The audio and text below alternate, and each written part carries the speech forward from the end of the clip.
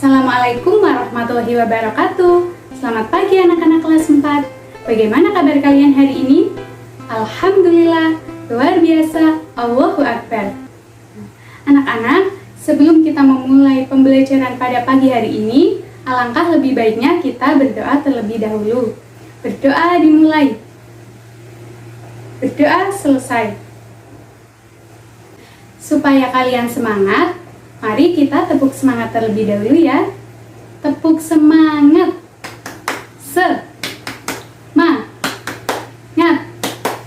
Semangat.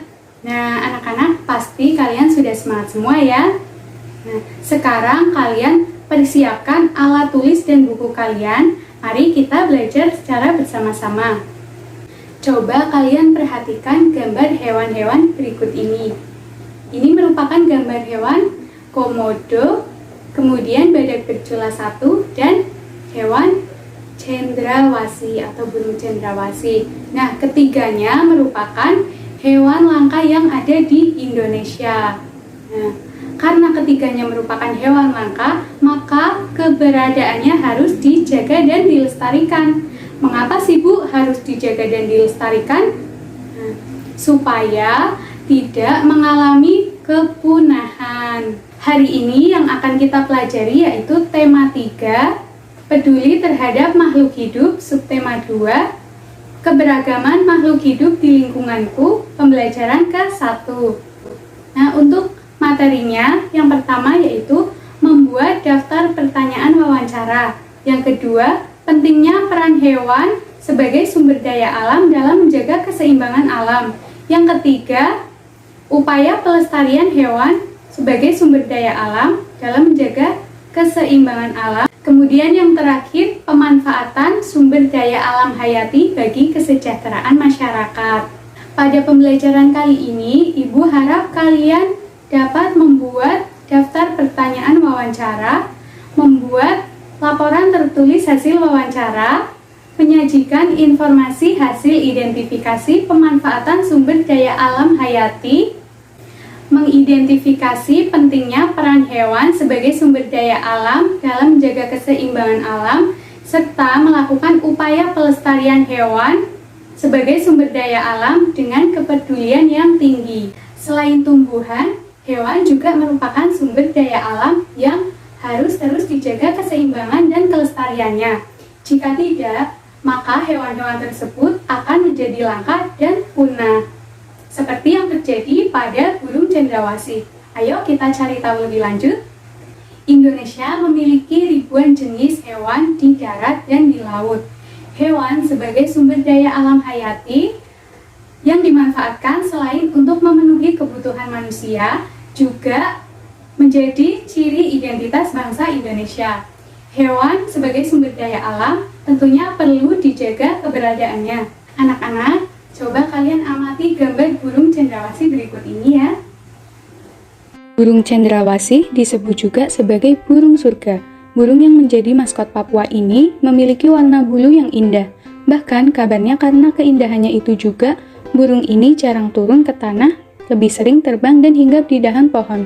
Warna bulu cendrawasih yang mencolok biasanya merupakan kombinasi beberapa warna seperti hitam, coklat, orange, kuning, putih, biru, merah, hijau, dan ungu. Burung ini semakin molek dengan keberadaan bulu memanjang dan unik yang tumbuh di paruh, sayap, atau kepalanya. Warna yang bermacam-macam menjadi salah satu penanda untuk mengelompokkan jenis mereka. Habitat aslinya di hutan-hutan lebat yang umumnya terletak di daerah dataran rendah dan hanya dapat ditemukan di Indonesia bagian timur. Burung cendrawasih mati kawat adalah jenis yang menjadi identitas Provinsi Papua. Masyarakat di Papua sering menggunakan bulu cendrawasih sebagai pelengkap atau hiasan dalam pakaian adat mereka. Keberadaan burung cendrawasih kian lama kian terancam. Perburuan dan penangkapan liar serta kerusakan habitat menjadi beberapa penyebab utama. Bulu cendrawasih juga diperdagangkan, digunakan sebagai penghias topi wanita di Eropa. Tapi kini, burung cantik ini menjadi jenis satwa yang dilindungi. Beberapa jenis cendrawasih yang masuk dalam daftar dilindungi antara lain cendrawasih kuning kecil, cendrawasih botak, cendrawasih raja, cendrawasih merah, dan to'owa. Hewan sebagai sumber daya alam hayati juga memiliki peran penting dalam kelestarian lingkungan. Kita wajib merawat dan menyayangi hewan sebagai wujud syukur kita kepada Tuhan Yang Maha Esa, yang telah menganugerahkan beragam jenis hewan yang dapat dimanfaatkan bagi kesejahteraan manusia. Anak-anak, sekarang kita akan belajar cara membuat daftar pertanyaan wawancara dan contoh hasil laporan wawancara terkait dengan budidaya hewan dan tumbuhan. Nah, Ibu akan menayangkan video pembelajaran. Kalian simak baik-baik video tersebut ya. Nah, anak-anak, wawancara itu apa sih? Wawancara merupakan kegiatan tanya-jawab dengan seseorang atau sekelompok orang untuk mengetahui informasi lebih lanjut. Tujuan dari wawancara itu sendiri yaitu untuk mendapatkan informasi yang tepat dari narasumber yang terpercaya. Narasumber yaitu orang yang dimintai informasi dalam wawancara, sedangkan orang yang mewawancarai itu namanya pewawancara atau reporter atau wartawan. Persiapan utama dalam melakukan wawancara, yang pertama, kita harus menentukan tema. Kemudian, menentukan narasumber atau orang yang akan diwawancarai. Narasumber itu harus sesuai dengan tema dalam wawancara. Yang ketiga, mempersiapkan daftar pertanyaan. Kemudian yang keempat, mempersiapkan keperluan wawancara. Dan yang terakhir, membuat janji dengan narasumber. Kriteria pertanyaan wawancara yang baik. Yang pertama, harus sesuai dengan topik. Nah, jika kita akan mewawancarai harus sesuai dengan topik. Yang kedua, bahasanya itu harus benar atau baik dengan menggunakan bahasa Indonesia yang baik. Yang ketiga, pertanyaannya itu harus fokus sesuai dengan topik wawancara. Kemudian yang keempat, jawaban dari pertanyaan yang kita ajukan itu bukan hanya kata ya atau tidak. Yang kelima, pertanyaan wawancara yang kita buat harus menggali banyak informasi dari narasumber. Yang terakhir, diawali kata tanya atau adik simba. Adik simba itu apa, di mana, kapan, siapa, mengapa, dan bagaimana. Bisa dilihat ya anak-anak, fungsi dari masing-masing kata tanya tersebut. Berikut adalah contoh daftar pertanyaan wawancara. Topiknya yaitu budidaya lele. Nah, anak-anak bisa melihat dan membacanya ya. Nah, pertanyaan tersebut, kata-katanya itu sudah sesuai dengan kosakata baku. Kata baku merupakan kata yang penggunaannya sudah sesuai ejaan dan aturan pedoman bahasa Indonesia yang baik dan benar, yang bersumber pada Kamus Besar Bahasa Indonesia atau KBBI. Kita lanjut membuat laporan hasil wawancara. Yang pertama ada latar belakang, yaitu kalian menuliskan alasan melakukan wawancara. Kemudian yang kedua, maksud dan tujuan. Di sini kalian menuliskan tujuan dan maksud dari wawancara tersebut. Yang ketiga, menuliskan topik atau tema sebagai pembatas wawancara. Yang keempat, waktu dan tempat kegiatan. Kalian bisa menuliskan hari, tanggal, dan jam pelaksanaan. Kemudian menuliskan laporan hasil wawancara. Berisi narasumber, pewawancara, hasil wawancara dalam bentuk narasi.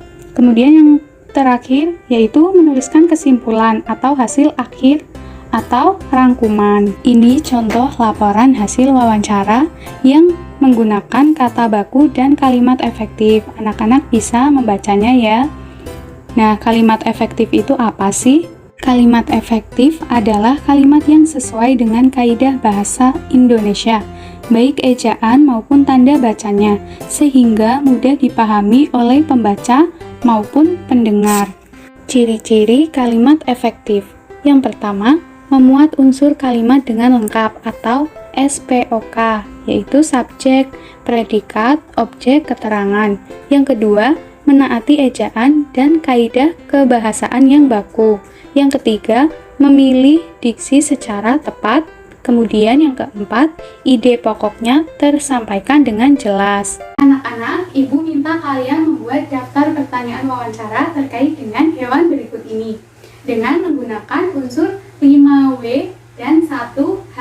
Kosakatanya harus baku dan menggunakan kalimat efektif. Jika sudah, tugasnya difoto dan dikumpulkan melalui WA atau WhatsApp ke Ibu. Sekarang Ibu akan menayangkan video tentang pemanfaatan hewan sebagai sumber daya alam hayati. Kalian simak baik-baik ya video tersebut. Pemanfaatan hewan sebagai sumber daya alam. Hewan memiliki banyak manfaat dalam kehidupan manusia.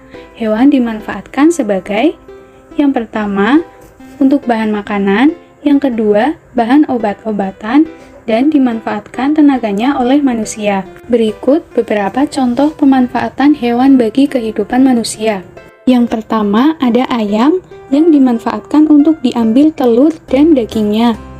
Yang kedua, ada kerbau dan sapi yang dimanfaatkan untuk diambil dagingnya juga dan tenaganya untuk membajak sawah. Hewan juga berperan dalam menjaga keseimbangan alam. Contohnya, ular memakan tikus, sehingga jumlah tikus di sawah tidak berlebihan. Oleh karena itu, tanaman padi tidak habis dimakan tikus, sehingga petani dapat memanen padi. Akibat jika keseimbangan alam tidak terjaga.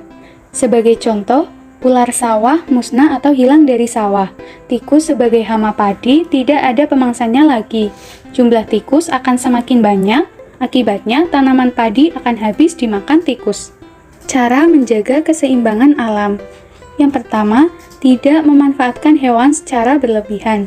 Hal ini mengakibatkan hewan tersebut menjadi langka atau punah. Yang kedua, menjaga habitat atau tempat tinggal hidup hewan. Yang ketiga, tidak membeli barang yang berasal dari bagian tubuh hewan langka. Selanjutnya, bagian-bagian tubuh hewan dan fungsinya. Hewan memiliki beberapa bagian tubuh. Setiap bagian tubuh hewan memiliki fungsi masing-masing. Nah, anak-anak bisa melihat contoh bagian-bagian tubuh hewan dan fungsinya ya.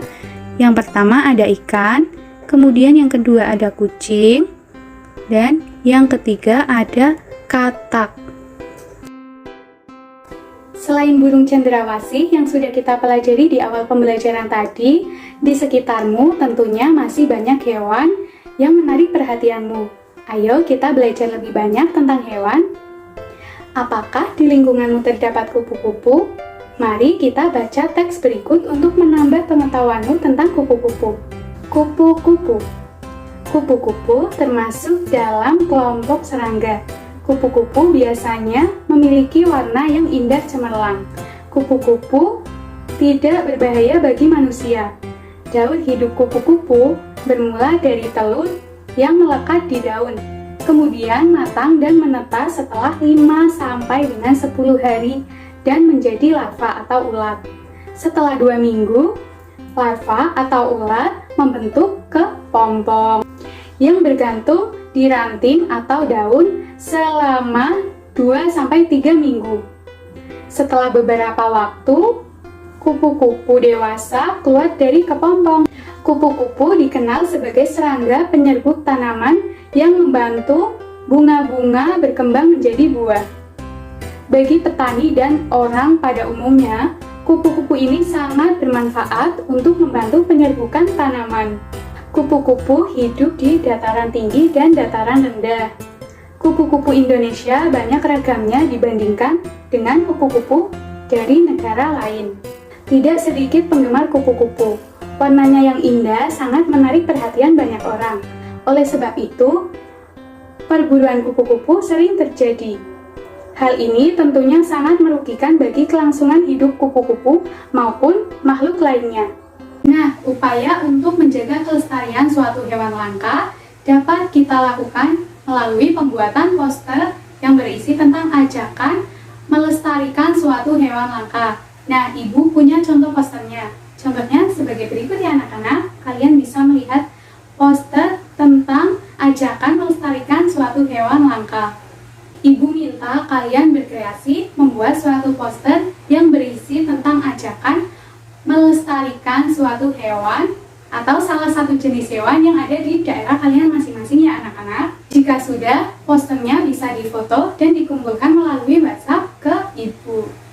Hari ini kita sudah belajar apa saja anak-anak? Hari ini kita sudah belajar tentang cara membuat daftar pertanyaan wawancara dan laporan hasil wawancara menggunakan kosakata baku dan kalimat efektif. Kemudian pentingnya peran hewan sebagai sumber daya alam, pemanfaatan sumber daya alam hayati bagi kesejahteraan masyarakat, dan upaya pelestarian hewan sebagai sumber daya alam dalam menjaga keseimbangan alam. Nah, anak-anak, berbagai sumber daya alam hayati harus kita jaga kelestariannya, karena selain untuk memenuhi kebutuhan manusia, sumber daya alam hayati tersebut juga berfungsi untuk menjaga keseimbangan alam. Setelah ini, Ibu akan mengirimkan link soal evaluasi melalui WA Group. Kalian bisa mengerjakan soal evaluasi tersebut ya. Untuk pertemuan berikutnya, kita akan belajar tentang tema 3, subtema 2, pembelajaran yang kedua. Kalian jangan lupa di rumah mempelajarinya terlebih dahulu ya. Anak-anak, pesan Ibu, kalian di rumah jangan malas belajar, harus tetap semangat. Nah, sebelum pulang kita berdoa terlebih dahulu. Berdoa dimulai. Berdoa selesai. Demikian pembelajaran yang dapat Ibu sampaikan. Kurang lebihnya Ibu mohon maaf. Wassalamualaikum warahmatullahi wabarakatuh. Sampai jumpa.